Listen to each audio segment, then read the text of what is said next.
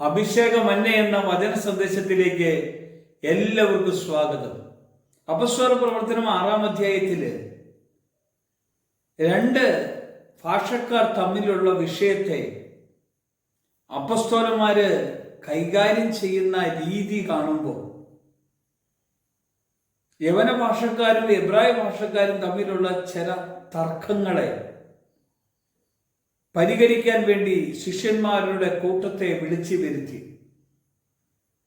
എന്നിട്ട് അപ്പോസ്തലന്മാർ പറയുകയാണ്, മേശമേലുള്ള ശുശ്രൂഷ ചെയ്യുന്നതിൽ നമുക്ക് ഒരു തെരഞ്ഞെടുപ്പ് നടത്തണം.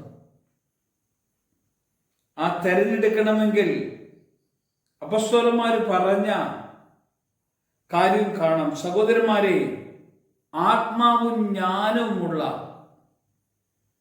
7 പുരുഷന്മാരെ നിങ്ങളിൽ തന്നെ തിരഞ്ഞുകൊള്ളുവിൻ. ആത്മാവും ജ്ഞാനമുള്ള നല്ല സാക്ഷ്യമുള്ള 7 പുരുഷന്മാർ. എന്തിനു വേണ്ടിയാ? മേശമേലുള്ള ശുശ്രൂഷ ചെയ്യുവാൻ. പ്രിയമുള്ളവരെ, ഏറ്റവും പ്രാധാന്യം അറിയിക്കുന്ന ശുശ്രൂഷയായിരുന്നു മേശമേലുള്ള ശുശ്രൂഷ. ആത്മാവും ജ്ഞാനവും സാക്ഷ്യമുള്ളവരാണ് ആ ശുശ്രൂഷ ചെയ്യുന്നതെങ്കിൽ ആർക്കും ഒരു പരാതിയും ഉണ്ടാകുകയില്ല. ഇങ്ങനെ പരാതിയില്ലാത്ത ശുശ്രൂഷ ചെയ്യാൻ തക്കവണ്ണം പരാതി വന്നപ്പോൾ അതിനെ പരിഹരിച്ചെങ്കിൽ അപ്പോസ്തലന്മാർ പറയുകയാണോ, ഞങ്ങളോ പ്രാർത്ഥനയിലും വചന ശുശ്രൂഷയിലും ഉറ്റിരിക്കും.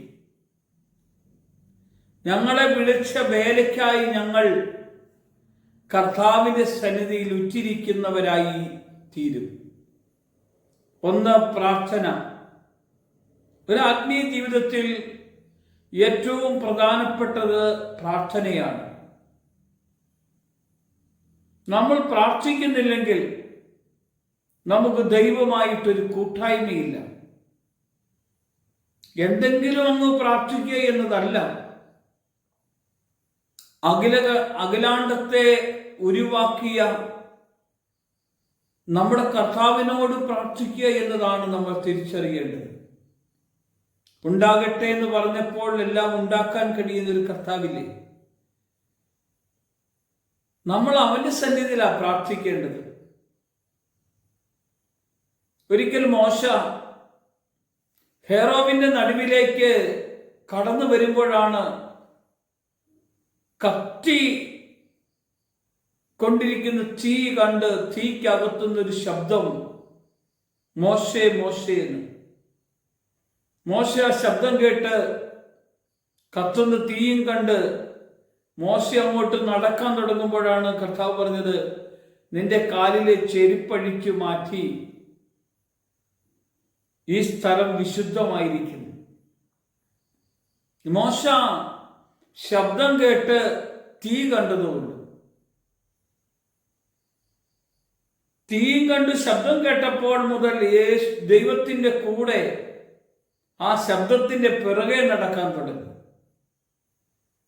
ആ പുറകെ നടന്ന മോശ അവസാനം പറയുകയാണ്, കർത്താവേ, എനിക്ക് അങ്ങയെ കാണണം, അങ്ങയെ കാണണം.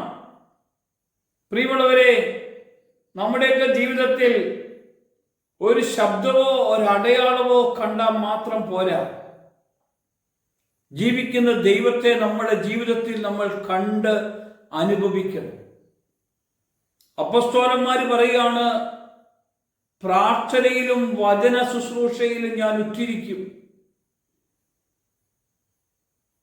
കാരണം ഞങ്ങൾ കണ്ട്, ഞങ്ങൾ തൊട്ട്, ഞങ്ങൾ അറിഞ്ഞ ജീവനുള്ള ദൈവത്തെയാണ് ഞങ്ങൾ പ്രസംഗിക്കുന്നതെന്ന്.